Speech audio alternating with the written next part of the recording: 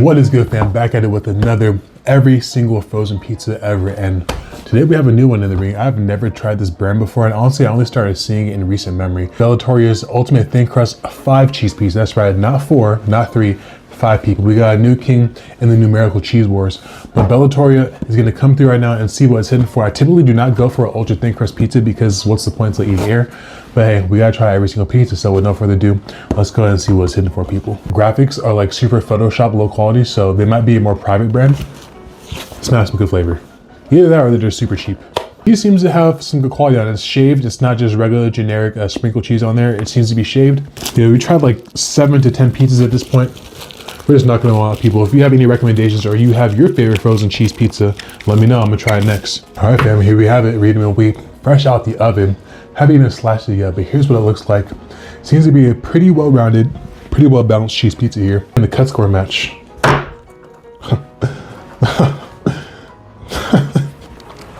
Got curvy with that second slice, so this is just shy of a 9. We're gonna get it at 8.8. You see there, we have the cheese. Looking at the side, seems to be mostly cheese. We have the cheese there on top with that caramelization. Back end looking like a cracker crust.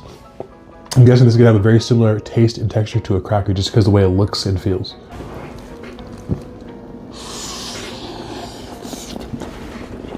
Proper effort on the cheese pool. And that was about it. Sauce muted, incredibly thin. When they say ultra thin, they are not lying. That is ultra thin. It gets to a point, in my opinion, people. It's like, damn, now you're trying to save money on food costs at this point. Cheese. Quality cheese, not very flavorful though. Not sharp, very mild, but it does have a good chew to it. Like it takes a good couple of chews before you can actually swallow a piece. Now we're gonna try to find that point to where we can pinpoint where the crappy cheese stops and the good cheese starts. But this is $8 and we got good cheese. My initial assessment is giving mid, but there's still hope.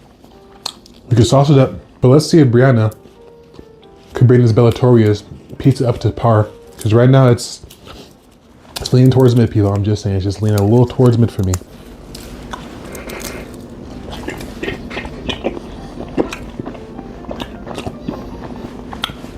Brianna's a very garden ranch. Bellatoria pizza, a very basic pizza. Brianna did not save the day today. But you know what, people, we live on to fight another day. I'm going to give this a 7.5, very mid. Not bad, but not that good either. Let's move on to another one. This Digiorno stuffed crust pork cheese. Now, I've never tried the Digiorno stuffed crust before, so this will be an interesting venture. On that note, I haven't had Digiorno in freaking 10 plus years probably. So look forward to that, because we definitely gotta try Digiorno. Like the actual Digiorno, the one that is like the actual full crust. But if we pop open our little mini personal stuffed crust pizza here, isn't that freaking adorable? Look at that. Very soft on the dough. Feels like there's a lot of cheese in there.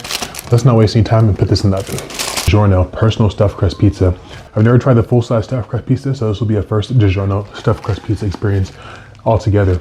I think everyone's so long to actually start doing their own stuffed crust pizza. It was like, for years, it was like pizza had a monopoly on it. I wonder if they like patent it or something. It looks a little underdone. Let's see what it does.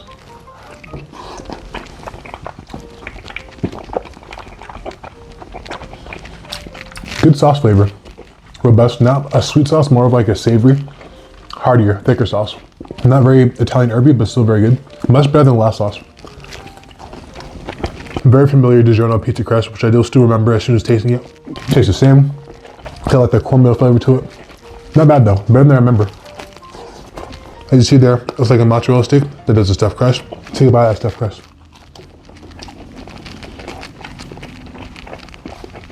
Not bad. This is actually not the worst pizza, surprisingly. Last time I ate Digiorno for whatever reason a long time ago, I think I just played it out when I was younger. But that was before there was a million options on the market. Now there's so many different frozen pizzas available. That's why we're doing this series, baby. We're gonna try them all. As far as the Digiorno, pretty good offering. Nice sauce to meat cheese ratio.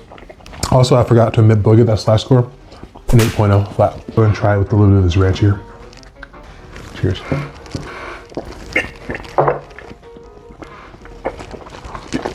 Decent. Not the worst, but far from the best. I'm gonna give this Digiorno stuffed crust personal pizza a 7.8 out of 10. This is where we're at so far as all the pizzas we've tried. Go ahead and drop a recommendation down below if you have a recommendation. What's your favorite pizza? Let me know. But until the next one, folks, we have many more pizzas to try. Stay tuned, lock in, subscribe, drop a comment. Much love, eat some pizza. Till next one.